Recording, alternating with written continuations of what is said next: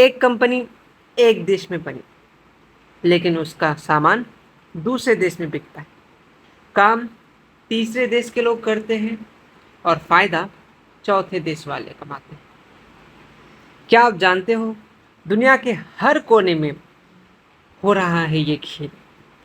कैसे चलता है, इसका राज छुपा है सिर्फ एक शब्द में, जिसके बारे इस चैप्टर में हम लोग पढ़ने वाले हैं। हे एवरीवन, मैं हूँ साहिल दीवान, एक एशियन। कैसे हैं आप सब? उम्मीद करते हैं आप सब बिल्कुल बहुत बहुत बहुत अच्छे होंगे। Welcome to matric English medium. जो लोग बिल्कुल से नहीं जानते उनके लिए बता दें कि जैसा नाम है चैनल का वैसा ही काम है। अगर आपका मीडियम है इंग्लिश, तो ये चैनल सिर्फ और सिर्फ आपके लिए बनाएगा। फटाफट से चैनल को सब्सक्राइब कर लेना, साथ में बेल आइकन प्रेस कर लेना, ताकि जो वीडियोस आए आप तक सबसे पहले पहुंचे। अगर आप लेट हो, फटाफट से, कोई बात नहीं, छोटे छोटे लेक्चर्स हैं, आप जा करके देख सकते हैं। और मोर पे बटन डाल करके आप दिल मांगे मोर सिंपल से टेलीग्राम ग्रुप ज्वाइन कर सकते हैं। वहाँ पे नोट्स वगैरह PDF आपको मिल जाएगा, बिना किसी मनी के कोई भी चीज़ नहीं लगेगा। कोई official private batch, paid batch नहीं चलता। जो चीज़ यूट्यूब पे है, सारी चीज़ अवेलेबल है फ्री में। इससे पहले हम लोग सारे चैप्टर्स कर चुके थे। आज हमारा लास्ट चैप्टर, वो शब्द, वो वर्ड जिसका नाम है ग्लोबलाइजेशन, इसके बारे में पढ़ेंगे। बहुत छोटा चैप्टर है, सिर्फ 3 पेज में नोट्स हैं। सब्जेक्टिव चुनिंदा, ऑब्जेक्टिव चुनिंदा, काम खत्म, और एग्जाम में इससे बाहर नहीं आएगा। सबसे पहला टर्म टर्म बहुत इंपॉर्टेंट है, जिसका नाम है ग्लोबलाइजेशन। एक मिनट, थोड़ा सा मार्क सही कर लेते हैं। हाँ जी, तो ग्लोबलाइजेशन सबसे पहले 2 नंबर का टॉपिक है। आपसे सब्जेक्टिव में पूछता है कि ग्लोबलाइजेशन का मतलब क्या होता है, तो देखते हैं। Globalisation refer to the process of increasing interconnectedness and integration among the countries through the exchange of goods, services, information technology and cultural practices. Globalisation का मतलब होता है जब कंट्री दूसरे के गुड्स यानी सामान, सर्विसेज, टेक्नोलॉजी, इंफॉर्मेशन, ये सारी चीज़ें एक्सचेंज करते हैं, एक्सचेंज करने लगती है, उसको बोलते हैं globalisation in simple term. Definition बहुत इंपॉर्टेंट है। साथ में आखिर ग्लोबलाइजेशन में होता क्या है, इसके अगर फीचर्स पूछ ले कि what do understand by globalisation and what are the features of globalisation, तो सिंपल सी बात है, आपने पढ़ा कि ग्लोबलाइजेशन सिंपल सा ऐसा प्रोसेस होता है जिसमें क्या करता है, इंक्रीज, बढ़ाता है इंटरकनेक्टेड नेस, मतलब कि जोड़ना, एक देश से दूसरे देश को जोड़ने की चीज़ें बढ़ाता है, इंटीग्रेशन करता है, एक्सचेंज करता है, क्या, सामान का, बेसिकली सामान का एक्सचेंज करता है, फॉरेन से इधर लाना उधर लाना, सिंपल सा काम है। चाहे इंफॉर्मेशन हो, टेक्नोलॉजी हो, कल्चरल प्रैक्टिस हो, सारी चीज़ें, है ना। फीचर्स की बात कर लेते हैं। Free movement of goods and services across the border. Free movement होगा, मतलब ऐसा होता था पहले ज़माने में, बहुत ज़्यादा टैक्सेस लग जाते हैं। यहाँ आप सामान खरीदो 2 रुपया, तो वहाँ जाके सीधा एकदम 10 रुपया हो जाता था। तो बहुत सारी चीज़ें हो जाती थी, ठीक है। अभी भी जैसे फ़ायदा कमाने के लिए तो हम लोग बाहर से सामान लाते हैं, तो क्यों, फ्री में फ्री मूवमेंट हो पा रहा है, आराम से सारे सर्विसेज वगैरह हम लोग ला पा रहे हैं, ठीक है।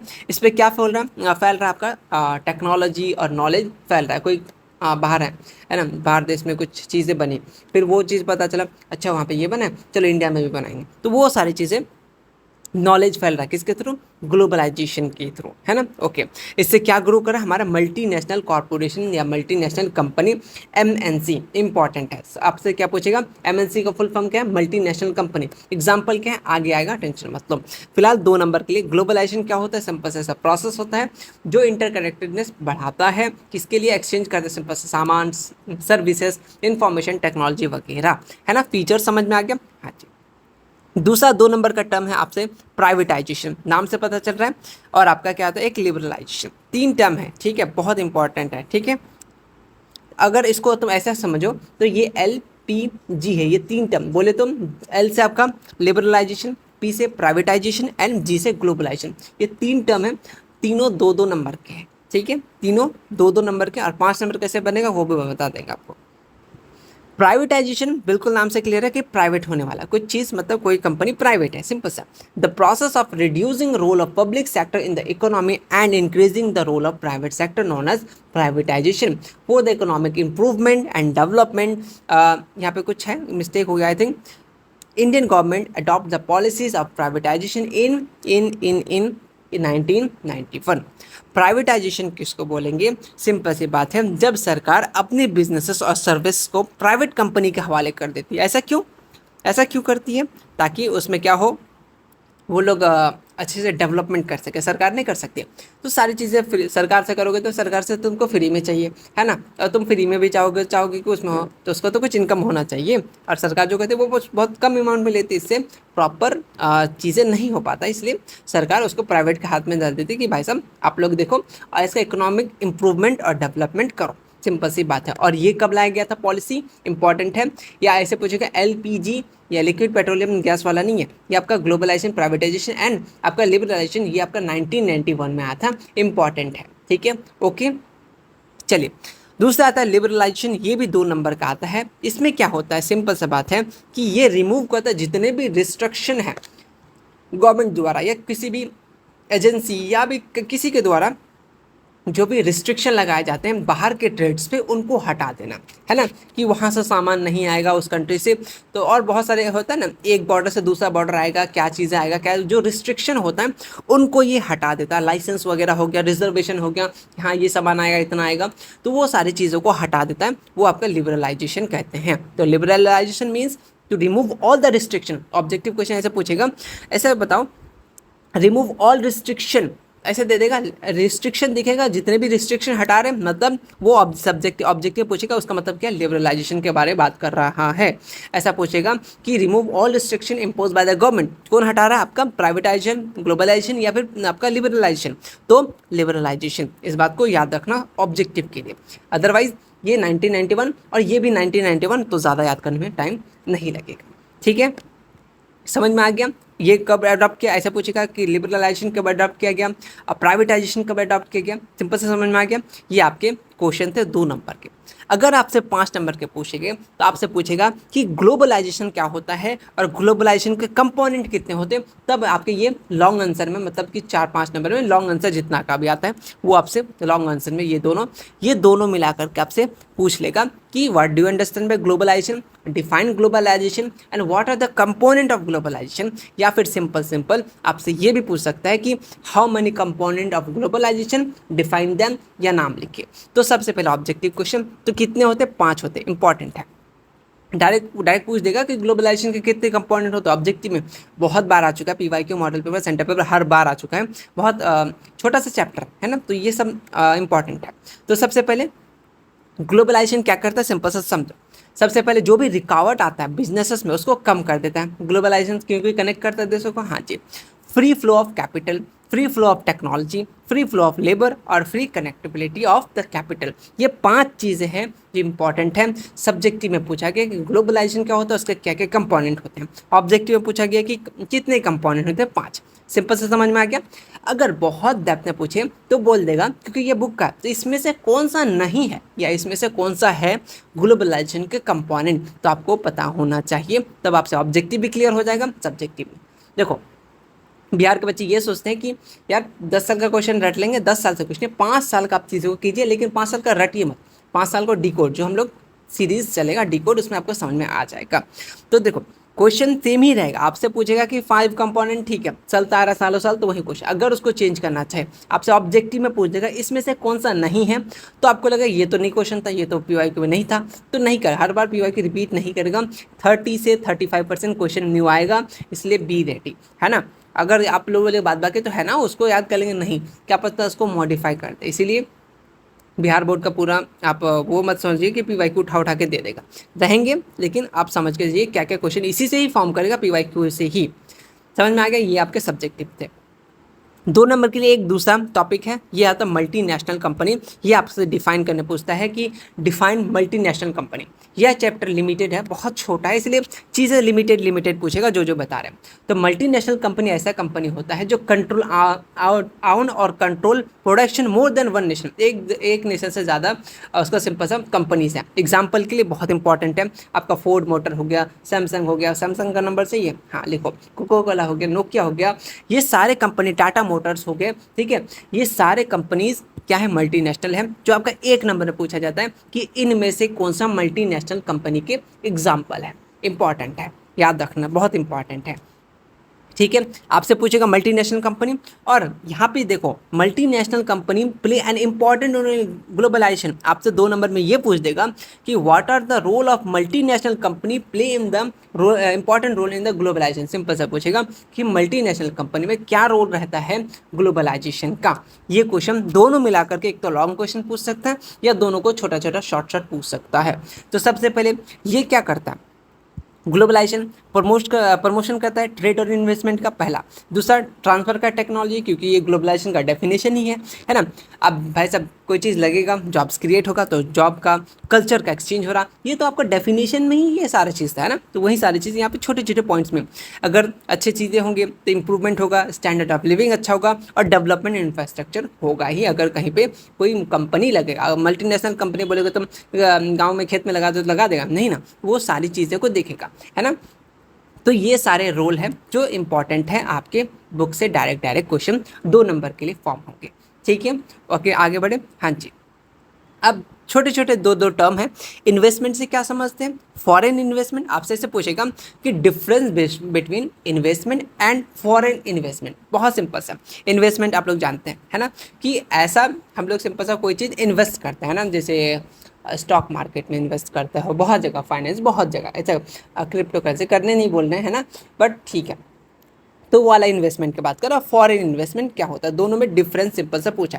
अमाउंट एक्सपेंड इन परचेजिंग कैपिटल, जैसे हम लोग घर खरीदने में, ज़मीन खरीदने में, मशीन खरीदने में, कोई भी चीज़ खरीदने में हम लोग जो इन्वेस्ट करते हैं उसको हम लोग क्या बोलते हैं, इन्वेस्टमेंट बोलते हैं। कोई भी जैसे फॉर एग्जांपल टैब लेना हो, ठीक है, सब्सक्रिप्शन लेना हो तो अपना पैसा लगाते हैं ना। ओके, फॉरेन इन्वेस्टमेंट सिंपल सा बात है कि कोई मल्टीनेशनल कंपनी उसको इन्वेस्ट करेगा। फॉर एग्जाम्पल कोई कंपनी है बिहार में है, बट उसको जैसे शार्क टैंक है ना, तो शार्क टैंक में फिलहाल तो इंडियन ही लोग इन्वेस्ट कर रहे हैं, बट बहुत सारे ऐसे कंपनी है जो बाहर से आता है। अच्छा, एक क्वेश्चन ये भी था, मैंने आप सबको 10 से 11 लगभग स्टील आयरन स्टील कंपनी के नाम बताया था, कौन कहाँ पे है।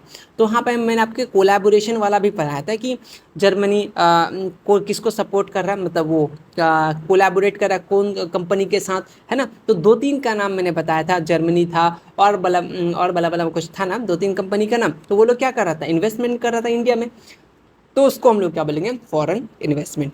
सिंपल से समझे। हाँ जी, 2 नंबर का डेफिनेशन। ये 2 नंबर का क्वेश्चन है ट्रेड बैरियर। बता रहे बहुत शॉर्ट चैप्टर है, चीज़ें आता है, अच्छा खासा आता है इस चैप्टर से।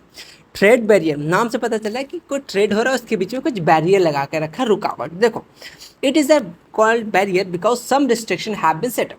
इसको इसलिए बैरियर बोलते हैं ताकि कुछ रिस्ट्रिक्शन सेटअप किया हुआ। ऐसा नहीं कि भाई साहब कुछ भी लेके आ रहा है ना, समझ रहे हो, कुछ भी लेके आ रहा है ना। Government can use trade barrier to increase in और decrease foreign trade to decide what kind of good नाम एंड हाउ। यहाँ पे हाउ मच है, each should come in to the contact. Simple सी बात है कि ट्रेड बैरियर इसलिए लगाया जाता है गवर्नमेंट द्वारा ताकि वो देखे कि हाँ भाई साहब ये सामान हमारे कंट्री में आना चाहिए, नहीं ये सामान नहीं आना चाहिए। फॉर एग्जांपल अभी जैसे बिहार में शराब बंद था, वो है कि नहीं वो तो आप लोग को मालूम अच्छे से, है ना, बट ठीक है। तो क्या चाह रहा है कि बैरियर लगा कर रखा है कि भाई साहब जहाँ भी देखोगे बॉर्डर में हो वहाँ पे चेकिंग होता है। क्यों?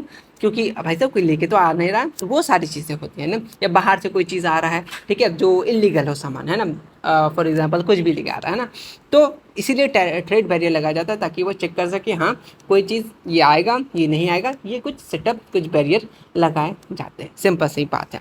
ये ट्रेड बैरियर का डेफिनेशन था 2 नंबर में। तो 2 नंबर, ये दोनों मिला के 2 नंबर, और ये आपका 2 नंबर का 4 नंबर का क्वेश्चन हो गया।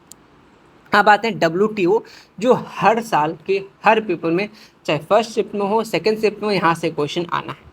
चाहे आप इसको लॉन्ग क्वेश्चन में ले लो और प्लस का 3 या 4 प्लस का, ये 8 नंबर का टोटल मामला है। कैसे करके बताते हैं। सबसे पहले ऑब्जेक्टिव क्वेश्चन, WTO का फुल फॉर्म क्या होता है, तो वर्ल्ड ट्रेड ऑर्गेनाइजेशन एक ऑर्गेनाइजेशन है, ठीक है, ओके। ऐसा ऑर्गेनाइजेशन है जो लिबरलाइज करता है, मतलब क्या करता है, लिबरलाइज मतलब रिमूव करता है, जितने भी रिस्ट्रिक्शन वगैरह लाइसेंस वगैरह में लगाए जाते हैं उसको रिमूव करता है। ये कब सेटअप हुआ था, 1995। वन ऑफ द इम्पॉर्टेंट है, बहुत इंपॉर्टेंट है। SST का पेपर में अगर तुम उठाओगे तो इस चैप्टर में अगर सबसे ज़्यादा डेट उठाएगा तो यही एक डेट है ना। और दूसरा डेट है, इसमें देखो ये फॉर्म किया गया था कितने कंट्री मिला करके, 149 कंट्री मिल करके इसको फॉर्म किया गया था। देखो, India has been the founded member, इस बात को भी याद रखना। ऐसे क्वेश्चन घुमा के पूछ देगा कि वर्ल्ड ट्रेड ऑर्गेनाइजेशन में क्या इंडिया मेंबर था, ठीक है। इस तरीके से ऐसे पूछ देगा, सिंपल सा बात है। तो याद रखना कितना 149 कंट्री भी था। WTO कब, 2006 की बात है। ऑर्गेनाइजेशन सेटअप कब हुआ और बना कब, इस बात को थोड़ा सा ध्यान रखना, ठीक है। यहाँ पे देखो, यहाँ दिस ऑर्गेनाइजेशन सेटअप इन 1995, एक पहला बात क्लियर। हाँ जी, ये रुक जा, कहाँ गायब हो गया, गलत बात, आ जाओ। हाँ, और दूसरा यहाँ पे जो ये फाउंडेड मेंबर कहता है 149 country in the world member of WTO 2006 में 149 मेंबर हो गए थे, इस हिसाब से पूछेगा। नहीं तो पता चला तुम लोग 2006 टिक करके आ गए, है ना, तो वो नहीं करना। 1995 को सेटअप हुआ था, लेकिन 149 कंट्री मेंबर हुआ था 2006 में, है ना। अभी और हो गया होगा, क्यों, अभी ये तो ओल्ड डाटा है, बट हम लोग इसी को सब कुछ मानते हुए चलना है। तो मेन ऑफिस कहाँ है, इसका मेन ऑफिस जो है आपका जेनेवा में है, जो इंपॉर्टेंट है, ठीक है। ओके, ये सिंपल सा क्या होता है, WTO ये रूल्स वगैरह इंटरनेशनल ट्रेड को देखता है, उसका रूल देखता है कि ये रूल फॉलो कर रहा है या नहीं। सिंपल सा एक समझो, ऑफिस है, देखता है कि हाँ ये रूल फॉलो कर रहा है, ये ट्रेड हो रहा है, क्या आ रहा है क्या नहीं जा रहा है, वो सारी चीज़ें देखता है। कौन, आपको WTO। ये आपका लॉन्ग आंसर में भी आता है कि WTO वर्ल्ड ट्रेड ऑर्गेनाइजेशन के बारे में। तो आपको दो तीन चीज़ें तो सबसे पहले लिखना कि WTO का फुल फॉर्म हो गया, अच्छा क्या, और इसका एम क्या था, क्यों बनाया था, लिबरलाइज, मतलब जितने भी रिस्ट्रिक्शन हैं उसको हटाने के लिए। सब नहीं, मतलब सब हटा देगा तो कुछ भी आ जाएगा, उसके लिए कुछ तो बैरियर है, जैसे ट्रेड बैरियर है। तो जहाँ तक हो सके कुछ जो चीज़ उसको क्या कर सके, रिस्ट्रिक्शन वगैरह को रिमूव करता है। कब सेटअप हुआ था ये लिख देना है, कितने मेंबर थे ये लिख देना है, और उसके काम लिख देना जो यहाँ पे चीज़ें मेंशन किया गया। समझ में आ गया, ये आपके सब्जेक्टिव 4 नंबर के हो गए। अब आते हैं, यहाँ से भी क्वेश्चन हर एक साल पूछा जा रहा है, बता रहे हैं ना, सब्जेक्टिव से भरा हुआ है ये चैप्टर। आपसे पूछता है कि आप बताइए फेवर में, किसके फेवर में, ग्लोबलाइजेशन के फेवर में कुछ पॉइंट्स बताइए। आपके बुक के पॉइंट्स हैं जो बहुत इंपॉर्टेंट है, डायरेक्ट बुक का है, ठीक है, अपने तरफ से कोई मेहनत नहीं, डायरेक्ट बुक से है। तो कुछ फेवर बताइए किसके, ग्लोबलाइजेशन के। तो ग्लोबलाइजेशन का क्या फेवर हुआ, अगर देखो सिंपल से बात है, आपसे पॉजिटिव इम्पैक्ट में अगर तुम्हारा मन करे तो यही चिपका देना तो सही रहेगा, कोई दिक्कत की बात नहीं। एक चीज़ याद करो, सब में चिपका दो। देखो, अगर ग्लोबलाइजेशन की फेवर की बात करें तो बिहार का अलग पूछता है, इस बात को ध्यान रखना। तो देखो किसके फेवर में हम लोग को बोलना है, ग्लोबलाइजेशन। ग्लोबलाइजेशन हो रहा है तो क्या हो रहा है, आपका इंक्रीज हो रहा है direct foreign investment, foreign investment हो रहा है, फॉरेन के लोग इन्वेस्ट कर रहे हैं, कंपनीज इन्वेस्ट कर रहा है, और कंपटीशन पावर बहुत बढ़ रहा है ना, अलग अलग कंपनीज बन रहे हैं ना, फैसिलिटी न्यू टेक्नोलॉजी बन रहा है। और जो देखो, अब हर कंपनी चाह रहा है कि हम अपने कंज्यूमर को अच्छे अच्छे सामान दें, ताकि क्या हो सके, उन वो हमारा सामान यूज़ कर सके। तो क्या हो गया, वो देख रहा है वो उतना अच्छा सामान बना रहा है तो हम भी उससे अच्छा बनाएंगे, तो वो क्या हो गया, एक तरीके का हाई क्वालिटी कंज्यूमर गुड्स मिलने लगा, न्यू मार्केट सेटअप होने लगे, जो क्वालिटी है वो सही होने लगा, और फाइनेंशियल रिफॉर्म भी होने लगा, बैंकिंग। अब देखो ये होगा, कंपनी लगेगा तो बैंक तो बनेगा ही, है ना, और ये आपका ह्यूमन कैपिटल भी सही हो जाएगा। जिसमें सब 6 पॉइंट याद कर लीजिएगा। आपसे पूछता है कि कुछ फेवर बताइए, ग्लोबलाइजेशन के पक्ष में कुछ बात बताइए, है ना। ओके, ये PYQ में ऑलरेडी आ चुका है। PYQ अभी तक जितने भी बताए ये भी PYQ है, ठीक है, लास्ट में फिर से बता देंगे कौन कौन PYQ है। अब कुछ पॉजिटिव और कुछ नेगेटिव, कोई हर चीज़ का दो पहलू होता है, अच्छा होगा तो बुरा भी होगा, है ना। ओके, तो पॉजिटिव आपसे पूछता है कि देखो, अगर तुमसे बिहार हटा करके इंडिया पूछ दे फिर भी यही चिपका देना, बिहार कहीं का पूछे, अगर इंडिया नहीं पूछा बिहार पूछा तो यही चिपका देना। कुछ पॉजिटिव बताइए क्या, और कुछ नेगेटिव बताइए, क्या इंपैक्ट पड़ता है ग्लोबलाइजेशन इन बिहार, बिहार का सोच रहा है ना, क्योंकि SCRT है, बिहार के बारे तो होगा नहीं, बिहार के बिना तो छोड़ नहीं सकता। देखो, इंक्रीज कर रहा है एग्रीकल्चर प्रोडक्शन, अगर पॉजिटिव इम्पैक्ट की बात करें, नेगेटिव भी होगा बट ठीक है। और ये क्या कर रहा है, इंक्रीज कर रहा है एक्सपोर्ट, क्या हो रहा है, कुछ सामान सब्जी वगैरह हो गया, है ना, तो वो क्या हो रहा है, एग्रीकल्चर प्रोडक्शन ज़्यादा हो रहा है। जैसे हरित क्रांति जैसे आया, है ना, तो बिहार की स्पेशली बात करें, वो तो पंजाब वगैरह के बाद हो गया, बट फिर भी कि अलग अलग खेती करना स्टार्ट हो गया, क्योंकि वहाँ पे एक्सपोर्ट बिजनेसेस स्टार्ट हो गया, फॉरेन लोग, ये बहुत पहले की बात है, अभी तो कोई करना ही नहीं चाह रहा, सरकार ही नहीं करना चाह रहा, पता नहीं क्यों, है ना।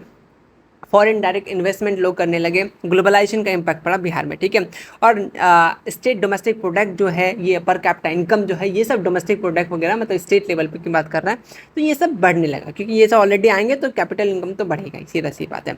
और आपको एम्प्लॉयमेंट जॉब का अपॉर्चुनिटी मिल रहा है, ठीक है, और बैंकिंग वगैरह इंश्योरेंस कंपनी वगैरह बनने लगा, ये आपका पॉजिटिव इम्पैक्ट है। अगर इंडिया का बात पूछे फिर भी यही चिपका देना, अगर बिहार का पूछे फिर भी यही चिपका देना, कोई दिक्कत की बात नहीं है, ठीक। अब कुछ नेगेटिव इम्पैक्ट में ये हो रहा है कि एग्रीकल्चर चीज़ों को एग्रो बेस्ड, अच्छा आपको मैंने बताया था कि एग्रो बेस्ड सब्जेक्टिव का है, ठीक है। What do agro based industry से क्या, जो एग्रीकल्चर बेस्ड में हो उसको बोलेंगे एग्रो बेस्ड। ऑब्जेक्टिव में भी आता है कि what do understand by agriculture agro based industry, तो based on agriculture, based on फलाना, बेस्ड ऑन ढिमकाना, तो बेस्ड ऑन एग्रीकल्चर होगा तो उसको हम लोग क्या बोलेंगे, एग्रो बेस्ड है। तो देखो ऐसा हो रहा है कि ग्लोबलाइजेशन का इम्पैक्ट ये भी, देखो एग्रीकल्चर को सपोर्ट मिल रहा है, कभी कभी निगलेक्ट भी किया जा रहा है कि टेक्नोलॉजी लगा करके बना दी, सिंपल सी बात है ना। एडवांस जो छोटे छोटे कॉटेज, छोटे छोटे जो ये थे, शॉप थे, मैन्युफैक्चरिंग हैंडक्राफ्ट थे, वो लोग का तो खत्म हो गया भाई साहब, कंपनी लग गया, मशीन से बना रहा है। अब तो जैसे फॉर एग्जांपल एआई आ गया है ना, तो बहुत सारे जो फोटो ये से जो फोटो एडिट करते थे, अब तो आप लोग खुद से एडिट कर ले रहे हो, तो उसके पास तो जा नहीं रहे हो, तो ये क्या हो गया, एक नेगेटिव इम्पैक्ट पड़ा। तो इस तरीके से बिहार में भी पड़ा है ना। और एम्प्लॉयमेंट का भी दिक्कत हुआ, मशीन पहले आदमी था, एक काम करने में 10 आदमी लगता था, अब मशीन आ गया तो 3 आदमी लग रहा, तो उतना आदमी का जॉब खत्म हुआ कि नहीं, तो ये आपका नेगेटिव इम्पैक्ट हो गया। दूसरा क्या हो गया, पुअर इंफ्रास्ट्रक्चर है, रोड सही नहीं है तो कौन इन्वेस्ट करेगा। आपको बोलेंगे कि जाइए बिहार में खेत है, वहाँ पे बीच खेत में कंपनी है, आसपास कोई गांव नहीं है, बस ऐसी है, वहाँ पे इन्वेस्ट कीजिए, आप पागल है कि नहीं करेंगे ना। तो वो वाली चीज़ है, आपको अगर जगह भी लेना हो तो आप देख के लेते हैं, मार्केट है, सब चीज़ है, तब आप कोई चीज़ जगह लेते हो, है ना। ओके, तो ये सारे आपके पॉजिटिव और नेगेटिव इम्पैक्ट, ये भी आपके 2 नंबर के क्वेश्चन हैं जो इंपॉर्टेंट है। और ये आपके 4 नंबर के लॉन्ग आंसर क्वेश्चन कि इकोनॉमिक रिफॉर्म 1991, जैसे प्राइवेटाइजेशन लिबरलाइजेशन जो हुआ था वही वाली चीज़ है। इकोनॉमिक रिफॉर्म कब हुआ था, इंपॉर्टेंट डेट है, कब हुआ था, 1991 में। देखो इसमें वही चीज़ किया गया था, economic reform means those policies of 1991 through which increase productivity, efficiency, profit and competition. ये चीज़ लाया गया था पॉलिसीज़, ताकि क्या हो सके, इंक्रीज प्रोडक्टिविटी हो सके और प्रॉफिट हो सके और कंपटीशन बढ़ सके। ग्लोबलाइजेशन हुआ तब, है ना। ओके, इसमें क्या हुआ था, पॉलिसीज़ लाया गया जैसे लिबरलाइजेशन, प्राइवेटाइजेशन, ग्लोबलाइजेशन, इसको हम लोग एलपीजी के नाम से जानते हैं और इसको न्यू इकोनॉमिक पॉलिसी के नाम से जानते हैं। एक क्वेश्चन ऐसा पूछेगा कि न्यू इकोनॉमिक पॉलिसी, यहाँ भाई से आ जाओ, कि न्यू इकोनॉमिक पॉलिसी कब आया, बोलो कब आया, बताओ बताओ बताओ, सोच लो। देखो ये आया आपका 1991 को। अगर आपसे न्यू इकोनॉमिक रिफॉर्म पूछे, इकोनॉमिक रिफॉर्म ही पूछे या फिर न्यू इकोनॉमिक पॉलिसी ही पूछ ले, तो 1991 ही होगा। ऐसा नहीं कि आप लोग दूसरा डेट देखने चले गए, है ना, तो वो चीज़ नहीं करना, सबका मतलब सेम ही होता है। एलपीजी बोले, मतलब आपका प्राइवेटाइजेशन बोले, लिबरलाइजेशन बोले, सारे चीज़ें 1991 सेम ही चीज़ पूछना चाह रहा है। हो गया। अब इतना छोटा 4 नंबर पूछेगा नहीं, ये 2 नंबर के ये साथ में ऐड करके, ये 2 नंबर प्लस का ये 2 नंबर, क्या ऑब्जेक्टिव है, इकोनॉमिक रिफॉर्म या फिर न्यू इकोनॉमिक पॉलिसी। ऐसा भी क्वेश्चन पूछ सकते हैं, न्यू इकोनॉमिक, या फिर ऐसा पूछेगा economic reform also known as, तो किस नाम से, जैसे एक ये सीजन, तो इसी तरीके से न्यू इकोनॉमिक पॉलिसी के नाम से जानते हैं इकोनॉमिक रिफॉर्म को। ऐसे उल्टा भी पूछ देगा, न्यू इकोनॉमिक पॉलिसी को किस नाम से जानते हैं, इकोनॉमिक रिफॉर्म के नाम से जानते हैं। ऐसा भी क्वेश्चन पूछ सकता है, कैसे भी पूछ सकते हैं, बता रहे हैं। क्या ऑब्जेक्टिव है इकोनॉमिक रिफॉर्म का, क्या उनका कुछ ऑब्जेक्टिव होगा तभी ना कोई चीज़ क्या होगा। वही सेम चीज़ जो हम लोग ग्लोबलाइजेशन में पढ़े कि भाई साहब प्रोडक्टिविटी और एफिशिएंसी इकोनॉमी का बढ़ाना चाह रहा है, इंटरनेशनल कंपटीशन बढ़ेगा, है ना, अलग अलग कंपनीज आएंगे, maximum foreign investment, technology upgradation होगा, rate of economic development increase करेगा, ठीक है, अलग अलग मशीन वगैरह लगेगा इकोनॉमिक डेवलपमेंट के लिए, और ये इंप्रूव करेगा फाइनेंशियल सेक्टर और फुलफिल करेगा डिमांड ऑफ द इकोनॉमी, और क्या करेगा, perform of the public and social sector improve हो जाएगा ये परफॉर्मेंस, अगर ये चीज़ लाया जाए तो। ये सारे ऑब्जेक्टिव को देखते हुए ये चीज़, ये पॉलिसी कब पास किया गया, 1991 को। कब लाया गया, 1991 को। क्लियर है, ये 4 नंबर के क्वेश्चन लॉग में आ गए। ऑब्जेक्टिव वही पूछेगा, एलपीजी का फुल फॉर्म क्या होता है, ठीक है, या फिर आपसे न्यू इकोनॉमिक रिफॉर्म कब आया, 1991, ये न्यू इकोनॉमिक पॉलिसी के नाम से जानते हैं, ये सारे सब्जेक्टिव के हो गए। अब देखो ये भी आपके 2 नंबर के क्वेश्चन है, ऐसे पूछेगा कि क्या इम्पैक्ट पड़ता है, कुछ पॉजिटिव इम्पैक्ट, कुछ नेगेटिव इम्पैक्ट कॉमन में, आम आदमी में, यानी आम आदमी मैंगो आदमी नहीं, आप यानी हम लोग, आम आदमी पे क्या इम्पैक्ट पड़ता है ग्लोबलाइजेशन का। पॉजिटिव भी बताइए, नेगेटिव भी बताइए। पीवाईक्यू वो टोटली बेस्ड है, सारे पीवाईक्यू में आ चुके हैं। सब्जेक्टिव की बात करें, जिनको सब्जेक्टिव का टेंशन होता है तो वीडियोज़ को ढंग से देखा करो, ये नहीं कि 10 को बस याद किए जा रहे हैं, अलग से चैप्टर पढ़ रहे हैं, अलग से सब्जेक्टिव कर रहे हैं, इससे कोई फ़ायदा नहीं है, नोट से ही आएगा इसमें से। देखो इम्पैक्ट का क्या बढ़ेगा, पॉजिटिव इम्पैक्ट, कि भाई साहब अलग अलग कंपनीज आएंगे तो सामान वगैरह सर्विसेज वगैरह का ज़्यादा हम लोग को मिलेगा, सीधा सीधी बात है। एम्प्लॉयमेंट बढ़ेगा और न्यू न्यू टेक्नोलॉजी आएंगे, ये आपके पॉजिटिव इम्पैक्ट हो गया।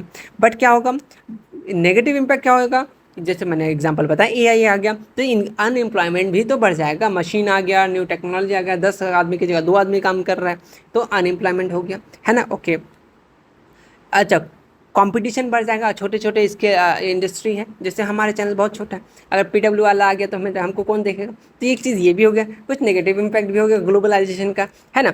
ओके, और लेबर ऑर्गेनाइजेशन जो लोग लेबर है उनका काम क्या हो गया, बैड इफेक्ट पड़ा, क्योंकि मशीन आ गया, उनके पास स्किल नहीं था तो वो लोग काम कर सके, वो लोग बोले भाई साहब हम लोग से नहीं होगा, हम लोग हाथ वाला ही काम करेंगे, हम लोग को वही चीज़ सही है, हम लोग वही कर पाएंगे।